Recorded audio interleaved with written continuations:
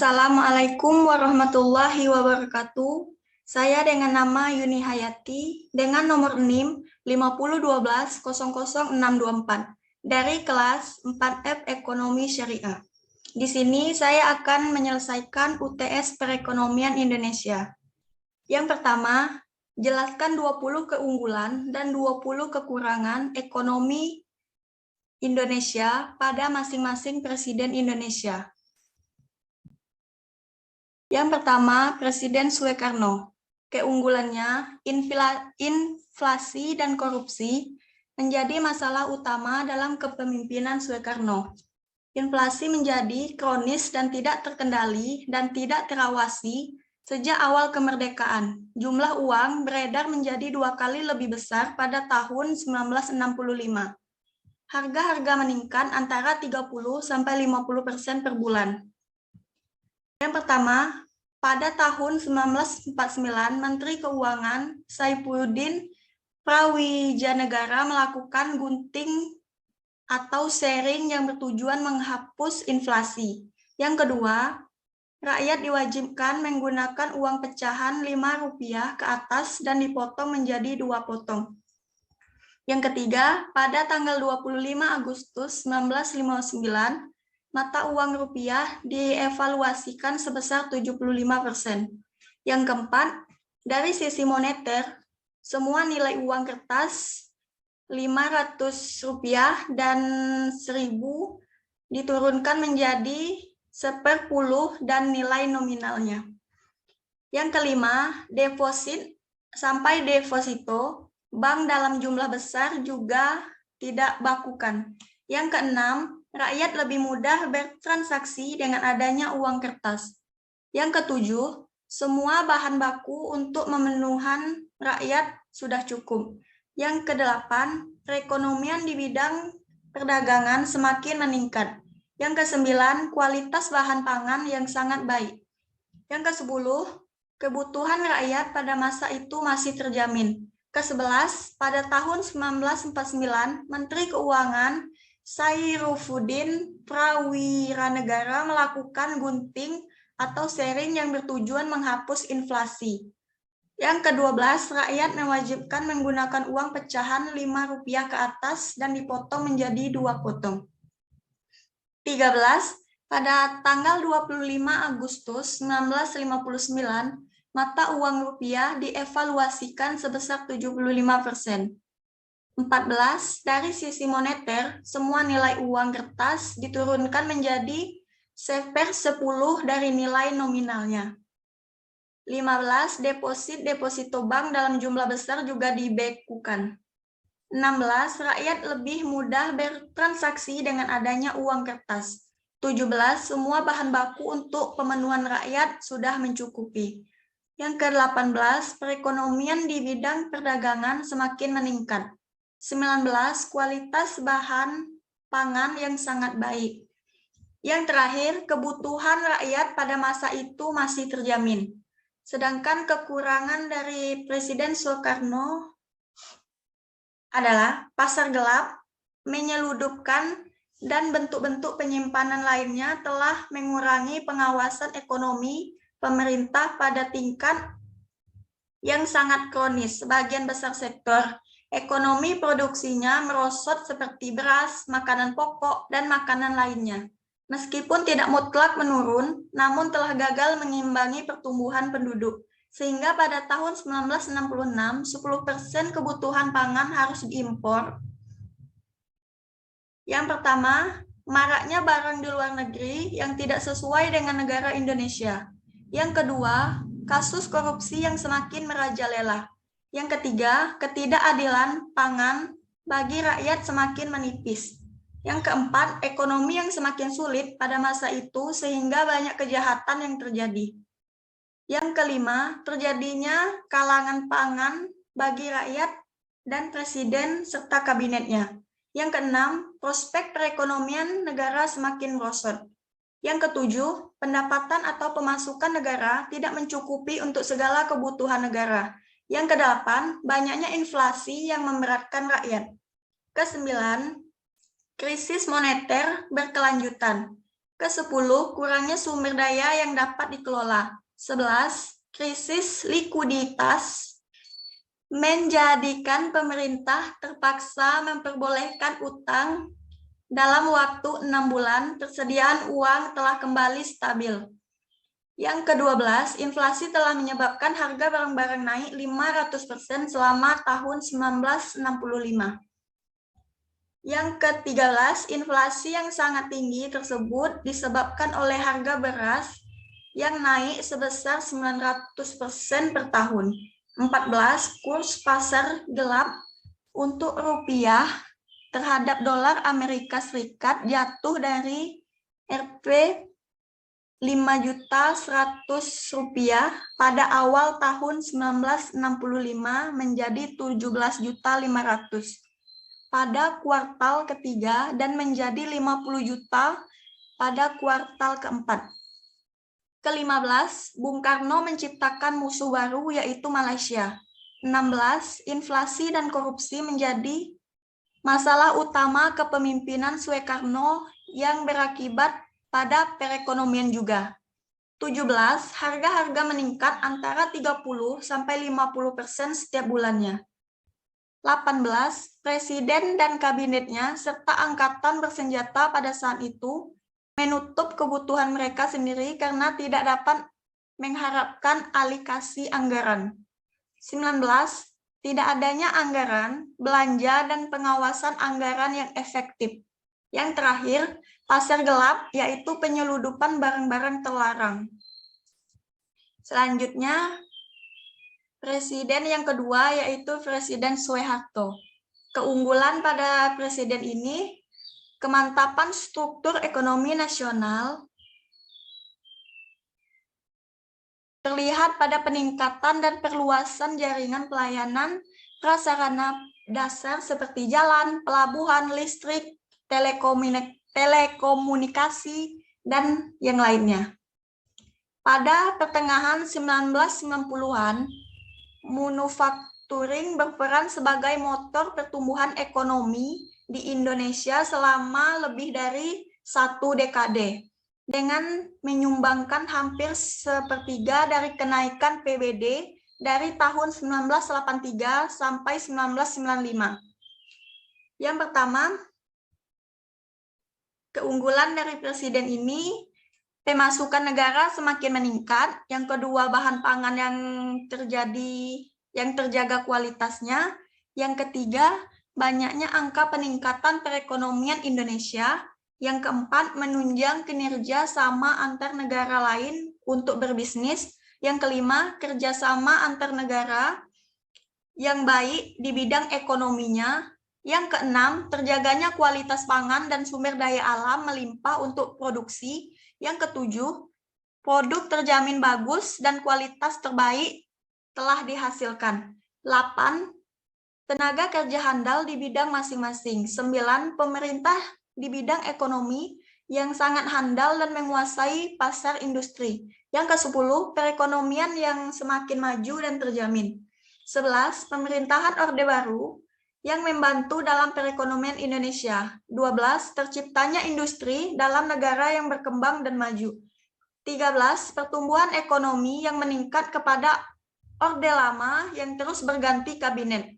Yang ke-14, Presiden Soeharto membuat kebijakan yang berkelanjutan dengan target pertumbuhan ekonomi jangka panjang atau biasa disebut dengan rencana pembangunan 5 tahun atau bisa disebut dengan Revilita. 15, peningkatan hubungan baik dengan politik luar negeri yang menyebabkan kerjasama ekonomi yang lebih baik. 16, peningkatan tenaga kerja yang handal di bidangnya.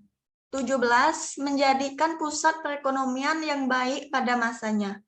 18, meningkatkan mutu dan kualitas bahan pangan yang baik. 19, banyaknya bahan pangan untuk diproduksi. Yang terakhir, peningkatan taraf kehidupan yang lebih baik dibantu dengan adanya perekonomian Indonesia yang lebih baik. Sedangkan kekurangan dari presiden yang kedua ini adalah dalam perkembangannya, kondisi perekonomian yang mengalami kontraksi dan dampaknya terhadap masyarakat yang semakin luas telah memaksa pemerintah untuk mengubah asumsi yang digunakan dalam penyusunan anggaran sekaligus mengubah orientasi kebijakan fiskal. Yang pertama, terdapat banyak pelanggaran hak asasi manusia yang biasa disebut HAM yang mengakibatkan penembakan misterius yang berdampak pada mogok kerja dan ekonomi sulit. Yang kedua, ketidaksetaraan pembangunan yang menyebabkan perekonomian Indonesia hanya berpusat di satu tempat. Yang ketiga, maraknya tokoh korupsi yang menyebabkan perekonomian Indonesia sempat bermasalah.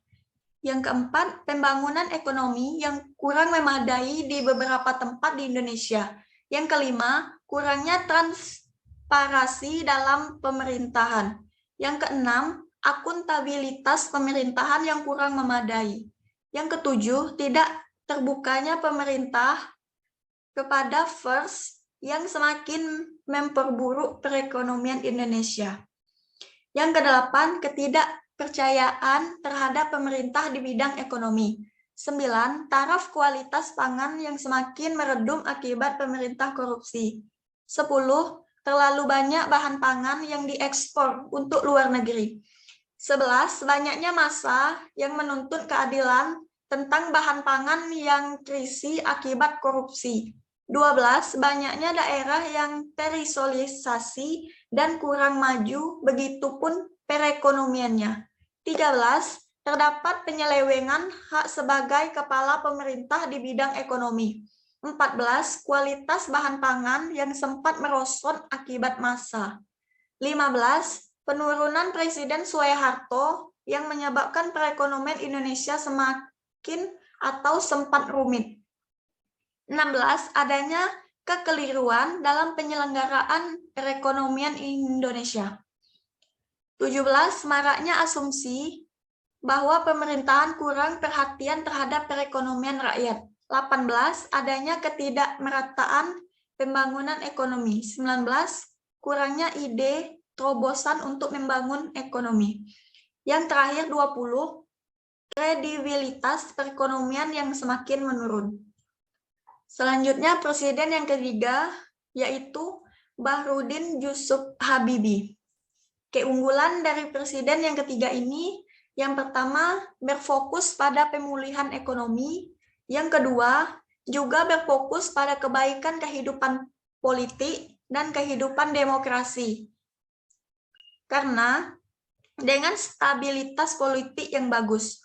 Yang ketiga, kepercayaan investor asing akan kembali dan akan sangat membantu pemulihan ekonomi Indonesia.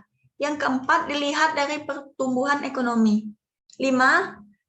Mulai ada kebaikan dalam sebelum angka negatif pada tahun 1999 mulai positif meskipun masih rendah. Hal ini menunjukkan bahwa perekonomian mulai bangkit.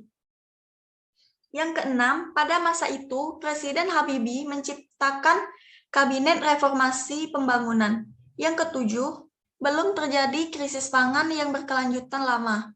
8. Masih banyak bahan pangan yang belum terjadi krisis pangan yang berkelanjutan. Yang ke-10, perekonomian negara masih stabil. Yang ke-11, pendapatan negara masih bisa digunakan untuk keperluan negara. 12. Bea cukai masuk stabil. 13. Perdagangan di Indonesia masih bagus. 14. Perdagangan luar negeri berjalan dengan baik. Yang ke-15, sumber daya alam masih bisa dimanfaatkan. 16. Kerjasama ekonomi yang baik dengan negara lain. 17. Pemasukan negara semakin meningkat. 18. Bahan pangan yang terjaga kualitasnya. 19. Banyaknya angka peningkatan perekonomian Indonesia menunjang kerjasama antar negara lain untuk berbisnis. Yang terakhir, kerjasama antar negara yang baik di bidang ekonominya. Sedangkan kelemahan daripada presiden yang ketiga ini adalah yang pertama, nilai kurs rupiah terhadap dolar mulai menguat dan inflasi mulai menurun. Yang kedua, pada masa itu sempat terjadi gejolak dengan lepasnya Timor Timur dari Indonesia, namun pada masa itu penyelenggara pemilu multipartai pertama sejak Orde Baru secara demokrasi telah terpilih Presiden Gus Dur untuk menjabat sebagai presiden selanjutnya. Yang ketiga, diperkirakan 113 juta orang Indonesia, 56% dari jumlah penduduk. Yang keempat, pada akhir Juni 1996, anggaran negara harus direvisi untuk ketiga kalinya karena asumsi-asumsi yang tidak relevan. Yang kelima, IMF memprediksi bahwa perekonomian akan menurun sebanyak 10%.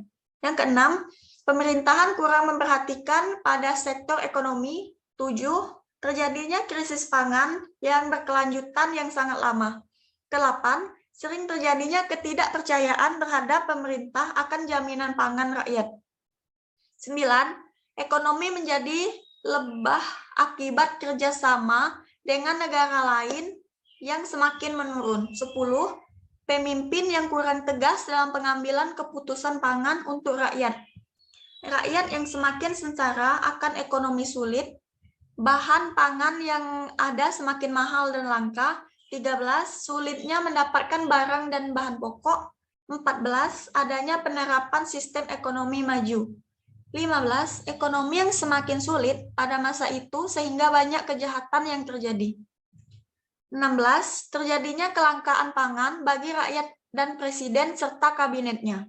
17, prospek perekonomian negara semakin merosot. 18, pendapatan atau pemasukan negara tidak mencukupi kebutuhan negara. 19, banyaknya inflasi yang memberatkan rakyat. Terakhir, 20, kurangnya sumber daya yang dapat dikelola. Selanjutnya, presiden yang keempat, yaitu Abdurrahman Wahid. Keunggulan dari presiden ini, reformasi yang dipimpin oleh Presiden Gus Dur, masyarakat umum dan kalangan pengusaha serta investor berharap akan ada perbaikan ekonomi Indonesia. Hal ini mulai dari terjadinya tanda-tanda perbaikan, yaitu dibandingkan tahun sebelumnya, kondisi perekonomian Indonesia mulai menunjukkan adanya perbaikan. Laju pertumbuhan PBD pada tahun 2000 hampir mencapai 5%.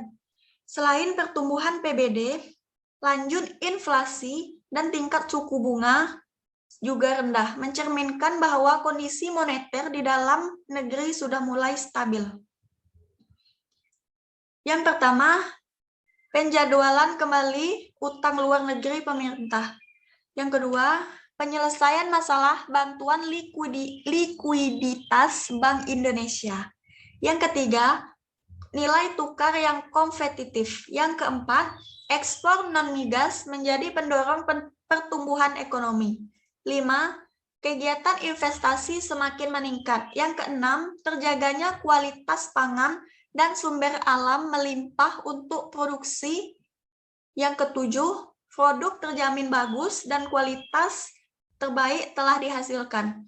Yang kedelapan, tenaga kerja handal di bidang masing-masing. 9, pemerintahan di bidang ekonomi yang sangat handal dan menguasai pasar industri. Yang ke-10, perekonomian yang semakin maju dan terjamin. 11, pada tahun 2000, beberapa indikator menunjukkan bahwa proses pemulihan ekonomi nampak kuat. Yang ke-12, pertumbuhan ekonomi nampak kuat meningkat lebih tinggi dari yang diperkirakan, yakni 4,8%. 13, membaiknya permintaan domestik. 14, masih kompetitifnya nilai tukar rupiah. 15, telah memungkinkan sejumlah sektor ekonomi membaik. 16, situasi ekonomi Indonesia yang membaik, meningkatnya sektor usaha kecil dan menengah meningkat. 18, meningkatnya usaha mereka di bidang perdagangan. 19, memenuhi sektor domestik maupun ekspor. 20, kemajuan proses restrukturasi perbankan.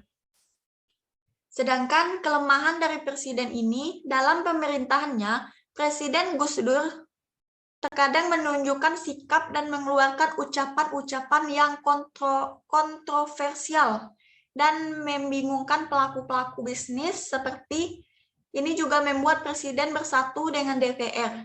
Dari sisi politik, terjadi ketidakstabilan terutama dengan terjadinya beberapa kerusuhan di daerah. Yang pertama, pasar gelap, yaitu penyeludupan barang-barang terlarang. Yang kedua, maraknya barang dari luar negeri yang tidak sesuai dengan Indonesia. Yang ketiga, kasus korupsi yang semakin merajalela. Yang keempat, ketidakadilan pangan bagi masyarakat semakin menipis. 5. Ekonomi yang mampu sulit pada masa itu sehingga banyak kejahatan yang terjadi. 6. Terjadinya kelangkaan pangan bagi masyarakat dan presiden serta kabinetnya. 7. Prospek perekonomian negara yang semakin merosot. Yang ke-8, pendapatan atau pemasukan negara tidak mencukupi untuk segala kebutuhan negara. Yang ke-9, banyaknya inflasi yang memberatkan rakyat. 10. Kurangnya sumber daya yang dapat dikelola. Yang ke-11, tingkat pengeluaran konsumsi juga mengalami peningkatan. 12. Terjadinya tekanan kenaikan harga menjadi lebih besar. 13. Adanya kebijakan pemerintahan untuk mengurangi berbagai subsidi. 14. Kenaikan bahan bakar minyak. 15. Kenaikan tarif dasar listrik. 16. Kenaikan tarif angkutan. 17. Kenaikan tarif cukai rokok. 18. Upah minim regional. 19. Terjadinya tekanan inflasi semakin tinggi. Dan yang ke-20, tidak adanya anggaran belanja dan pengawasan anggaran yang efektif. Selanjutnya, Presiden yang kelima yaitu Megawati Soekarno Putri. Keunggulan dari presiden ini, yang pertama privatisasi BUMN. Yang kedua, pengelolaan utang luar negeri. Yang ketiga, restrukturisasi keuangan. Yang keempat, usaha kecil menengah. 5. Bank Indonesia menetapkan sasaran inflasi indeks harga konsumen. Yang keenam, dampak kebijakan pemerintah di bidang harga dan pendapatan diperkirakan sebesar 2% sampai 2,5% di atas sasaran tersebut. Yang ketujuh, secara keseluruhan tekanan inflasi pada 2001 diperkirakan berasal dari dampak kebijakan pemerintahan di bidang harga dan pendapatan. Yang kedelapan, meningkatnya sisi permintaan agregat. Yang kesembilan, ekspektasi inflasi masyarakat yang berkaitan dengan dampak pemerintahan tersebut. Yang ke-10, tahun 2002, perekonomian tumbuh 3,7%.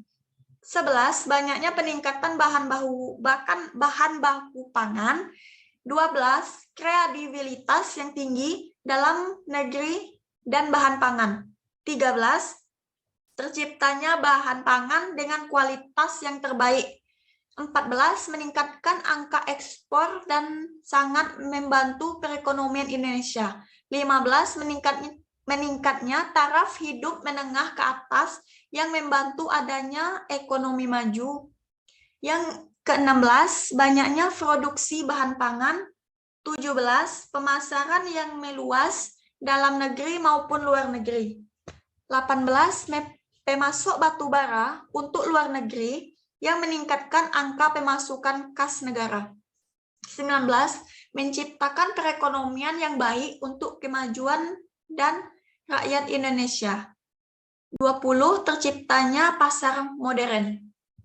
Sedangkan kelemahan dari Presiden Megawati, yang pertama, Megawati mewariskan kondisi perekonomian Indonesia yang kurang baik. Di masa nilai kurs dolar terhadap rupiah kembali menembus 12.000 dan tren IHSG yang menurun. Yang kedua, hal ini menunjukkan kepercayaan investor kepada Indonesia yang belum pulih. Yang ketiga, keterpurukan kondisi ekonomi tersebut kian terasa jika dilihat dari perkembangan indikator ekonomi lainnya. Yang keempat, seperti tingkat suku bunga, inflasi, saldo neraca pembayaran, dan defisit APBN dan pertumbuhan ekonomi. Kelima, kondisi ini membuat pemerintahan Megawati berusaha melakukan kembali program-program yang dirancangkan sebelumnya, yaitu reformasi struktural dan restrukturalisasi perbankan. Yang keenam, pada masa pemerintahan Megawati, banyak dilakukan kebijakan privasi BUMN, di mana sempat menuai pro dan kontra, seperti dianggap menjual atas negara kepada pihak asing. Tetapi di lain sisi, untuk alasan efisiensi dan untuk menutup defisit anggaran, negara perlu melakukan privasi. 7. 2003, perekonomian Indonesia menghadapi beberapa tantangan. Yang kedelapan, perekonomian dunia yang semakin lesu berdampak pada Indonesia juga. 9. Tragedi bom di Bali tahun 2002 masih berdampak pada tahun 2003. Ke-10, rencana untuk keluar dari program internasional Monetary Fund. Yang ke-11, belum adanya sektor industri di Indonesia yang kuat dan berdaya saing tinggi. 12, dalam pembentukan PBD masih sangat rendah dibandingkan periode sebelum krisis. 13, terjadinya ketidakpercayaan terhadap pemerintah akan jaminan pangan rakyat. 14, ekonomi menjadi lebih akibat kerjasama dengan negara lain yang semakin menurun.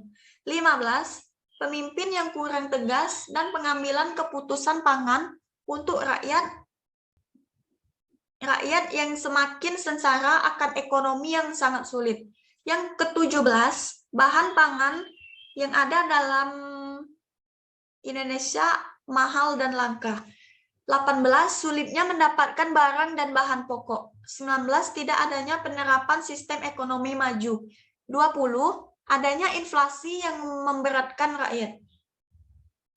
Selanjutnya, presiden yang ke-6 yaitu Susilo Bambang Yudhoyono.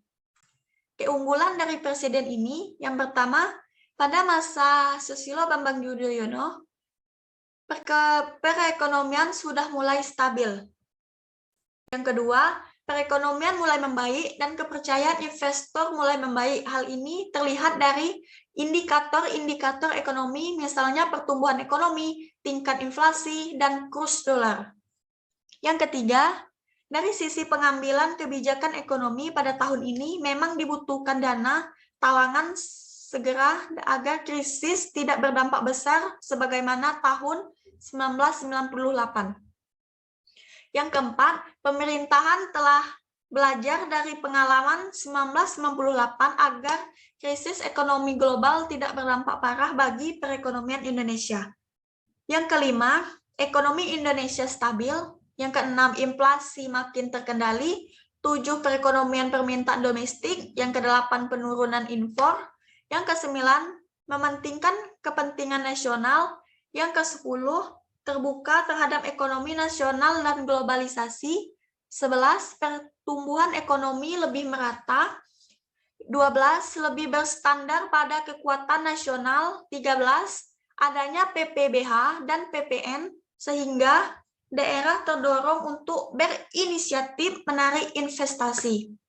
14, meningkatkan perhatian terhadap UKM, koperasi, dan sistem bank syariah. Yang ke-15, pemanfaatan sumber daya alam nasional untuk perekonomian. 16, distribusi kekayaan nasional. 17, kesejahteraan tenaga kerja. 18, meningkatkan kualitas semua hal yang menyangkut bahan pertumbuhan ekonomi. 19, tingkat pertumbuhan ekonomi periode 2005 sampai 2007 yang dikelola Susilo Bambang Yudhoyono relatif lebih baik. Yang terakhir 20, situasi ekonomi yang baik. Sedangkan kelemahan dari SBY, yang pertama tingkat pengangguran yang sangat meningkat. Yang kedua, distribusi pendapatan pangan yang rendah. Yang ketiga, pergerakan ekonomi dunia dan naik turunnya mempunyai dampak terhadap perekonomian Indonesia di era SBY. Yang keempat, sempat terjadi kenaikan minyak. Yang kelima, defisit anggaran yang menjolak naik. 6, alokasi anggaran keluar tidak stabil. Yang ketujuh, inflasi terlalu banyak menuntut rakyat. Yang kedelapan, kurangnya stabil ekonomi makro. 9, kemiskinan yang melanda akibat pengangguran berkelanjutan. Ke-10, realisasi produk pangan yang menurun. Yang ke-11, banyaknya inflasi yang memberatkan rakyat. Yang ke-12, prospek perekonomian negara semakin merosot. 13, pendapatan atau pemasukan negara tidak mencukupi kebutuhan negara. Yang ke-14, banyaknya inflasi yang memberatkan rakyat. 15, kurangnya sumber daya yang dapat dikelola. 16, ekonomi semakin sulit pada masa itu sehingga banyak kejahatan yang terjadi. 17, terjadinya kelangkaan bahan pangan bagi rakyat dan presiden serta kabinetnya. 18, munculnya kasus bank yang masih menjadi polemik bahkan sampai sekarang. 19, pada tahun 2008, tahun 2009, perekonomian dunia sempat mengalami krisis terutama di Amerika Serikat. Namun, dampak krisis tersebut tidak berdampak parah ke Indonesia. Yang terakhir, yang ke-20, mekanisme dana stimulus fiskal ini yang dinilai melanggar prosedur pengelolaan keuangan negara sehingga disinyalir merugikan keuangan negara. Selanjutnya, presiden terakhir yaitu Presiden Joko Widodo. Keunggulan dari presiden ini, yang pertama banyaknya peningkatan bahan baku pangan, yang kedua kredibilitas yang tinggi dalam negeri dan bahan pangan, yang ketiga terciptanya bahan pangan dengan kualitas terbaik, yang keempat meningkatnya angka ekspor yang sangat membantu perekonomian Indonesia, yang kelima meningkatkan taraf hidup menengah ke atas yang dibantu adanya ekonomi maju. Yang keenam, banyaknya produksi bahan pangan. 7, pemasaran yang meluas dalam negeri maupun luar negeri. Yang kedelapan, pemasok batu bara untuk luar negeri yang meningkatkan angka pemasukan kas negara.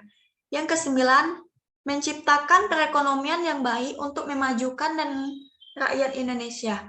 Yang ke-10, terciptanya pasar modern. 11, menciptakan undang-undang cipta lapangan kerja dan undang-undang perdayaan usaha mikro kecil menengah atau yang sering disebut dengan UMKM. Yang ke-12, menciptakan deregulasi DAF pencepatan pembangunan infrastruktur. Yang ke-13, pada Januari 2017, Presiden meluncurkan kebijakan reformasi hukum tahap 2 yang salah satunya adalah penataan regulasi. Yang ke-14, banyaknya komoditas bahan pangan untuk ekspor demi memenuhi kebutuhan luar negeri dan terpengaruh pada pajak yang masuk. Yang ke-15, terciptanya banyak tenaga kerja yang handal di era modern. Yang ke-16, perekonomian tingkat menengah ke bawah semakin meningkat. Yang ke-17, banyaknya sumber perdayaan manusia yang meningkat mutu perekonomian di Indonesia. 18, peningkatan mutu bahan pangan. 19, adanya peningkatan produktivitas bahan pangan untuk diekspor. Yang terakhir 20, pemenuhan kebutuhan untuk dalam negeri maupun luar negeri. Sedangkan kelemahan dari Presiden Joko Widodo, yang pertama, kurangnya pengawasan di bidang ekonomi. Yang kedua, terjadinya peningkatan bahan pangan yang meresahkan masyarakat. Yang ketiga, bahan pangan sempat susah didapatkan. Yang keempat, bahan pendukung pangan yang sempat tidak ada di pasaran. Yang kelima, penimbunan bahan pangan bagi orang-orang tertentu yang tidak bertanggung jawab. Yang keenam, mutu bahan pangan yang sangat menurun. Yang ketujuh, kreativitas para tokoh ekonomi yang kurang memajukan perekonomian Indonesia. Yang kedelapan, kurangnya aktivitas dari pemerintahan ekonomi yang meninjau langsung. Yang kesembilan, tenaga kerja kurang mumpuni di bidang yang mereka mampu. Yang ke-11, produktivitas industri yang meredup. 12, banyaknya produk dari luar negeri yang menguasai produk dalam negeri. 13. Kurangnya efektivitas perekonomian yang mandiri. 14. Banyaknya terjadi penyelewengan di bidang perekonomian negara. 15. Kurang pengawasan efektivitas produksi. Yang 16. Banyaknya terjadi pangan di daerah terpencil. 17. Adanya penurunan kredibilitas bahan pokok untuk pengeksporan. 18. Terjadinya kericuhan akibat penolakan Omnibus Law dan menyebabkan perekonomian Indonesia yang sempat macet. Yang 19. Penurunan angka nominal dalam harga pokok pangan yang diterima oleh petani. Yang terakhir, kurangnya pemerhatian untuk proses penyaluran bahan pangan kepada yang membutuhkan.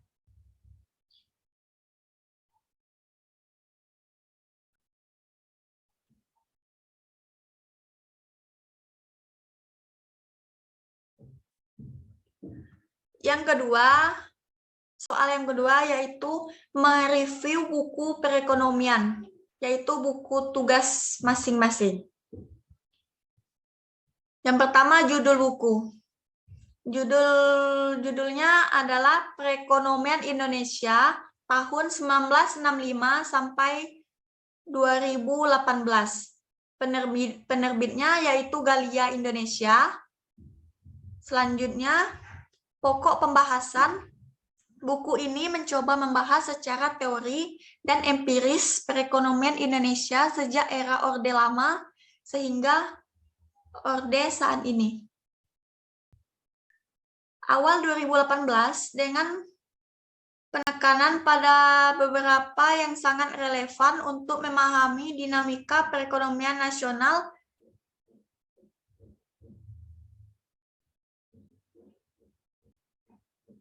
dalam berbagai permasalahan yang ada.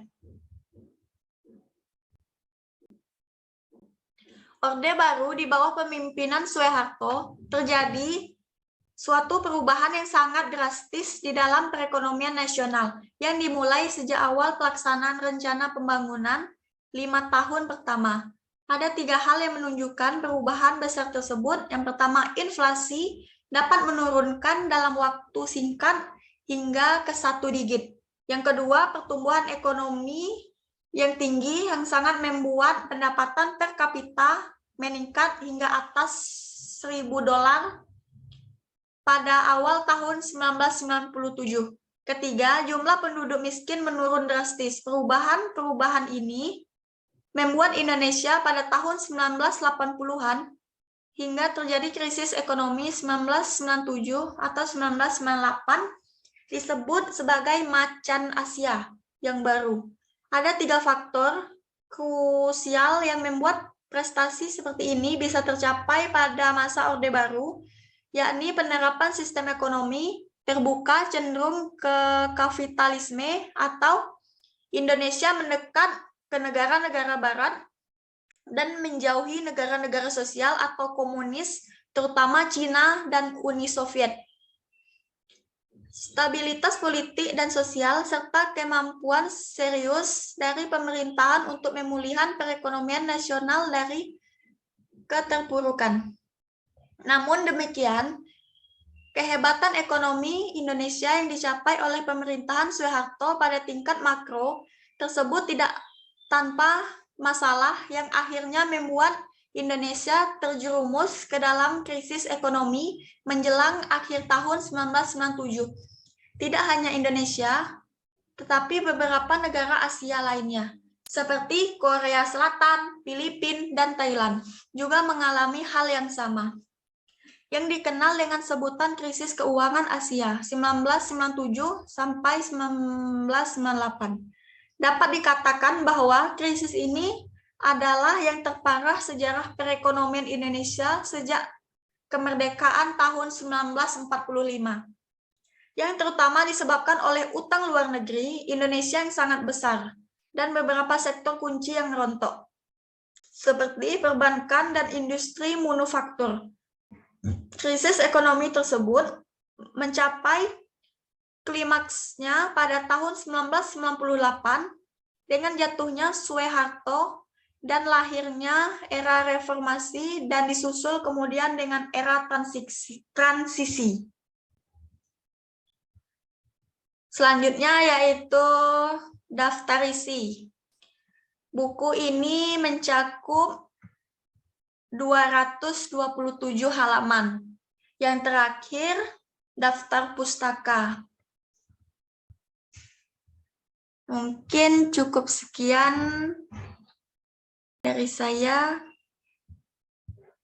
Assalamualaikum warahmatullahi wabarakatuh.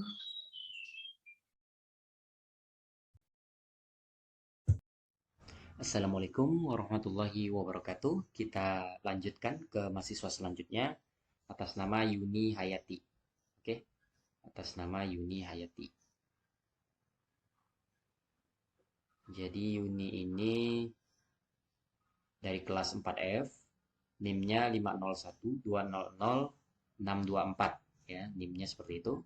Kemudian mengumpulkan pada 22 April 2022 pukul 12 lewat 34 menit lewat 27 detik. Oke, sampul bukunya kita cek terlebih dahulu.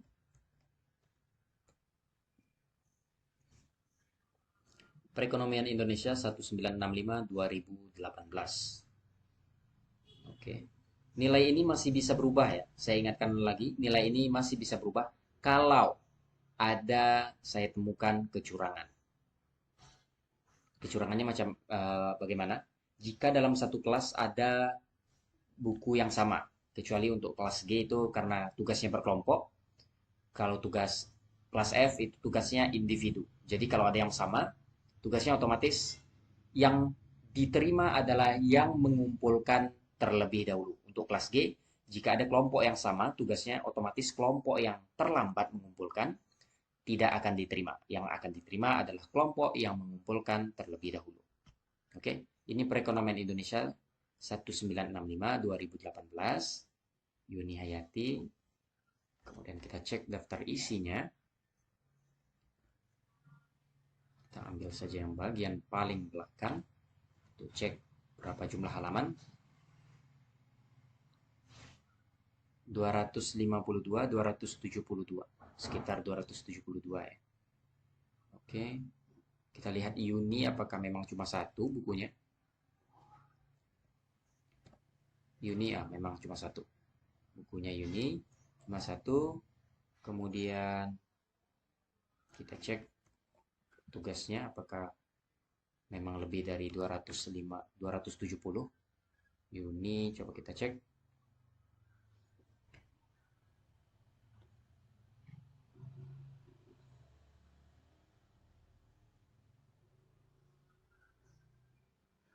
Oke.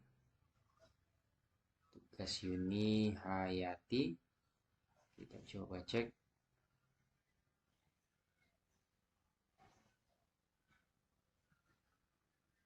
Oke, ini kata pengantarnya.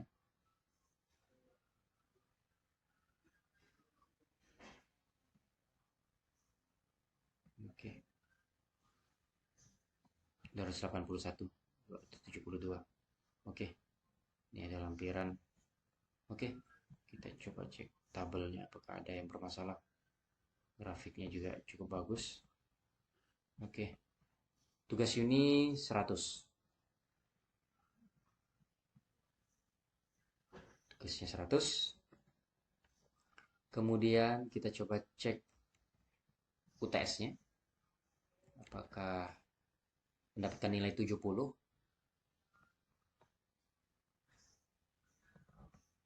atau 20, kelebihan kekurangan juga sudah bagus, tapi tidak ada jurnal yang menyebutkan ini. Sumbernya masih meraba-raba. Ini sumber, bukan sumber ini. Jurnal, jurnal. Kita cek. Apa jurnalnya langsung menyebutkan 20 ke 20 jurnal itu atau hanya cabutan? Referensinya apakah hanya cabutan saja? Kita coba cek apakah terindeks. Ini belum terindeks Sinta ya. Ada yang kurang. Ini belum terindeks Sinta. Apalagi ini. Apalagi ini. Perekonomian dari masa Soekarno ini bukan jurnal. Bukan jurnal, apalagi jurnal terindeks. Oke. Jadi sebenarnya masih dapat 75 lah untuk Uni nilainya. Karena 20-20 ini sumber. Kenapa saya mementingkan sumber? Karena kita jangan asal menuliskan kekurangan dan kelebihan masing-masing presiden dari sisi ekonomi. Kita memang perlu teliti lebih lanjut terkait dengan apakah benar tulisan tersebut bisa dipertanggungjawabkan atau tidak. Salah satu bentuk pertanggungjawabannya adalah terbit di artikel ilmiah. Seperti itu. Jadi Yuni dapat 75 untuk tugasnya. 80 lah. Lumayan. 80.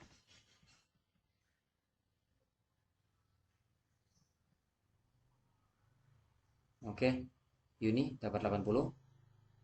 Mungkin bisa ditiru juga teman-teman yang lain. Bisa melihat tugas Yuni yang cukup bagus.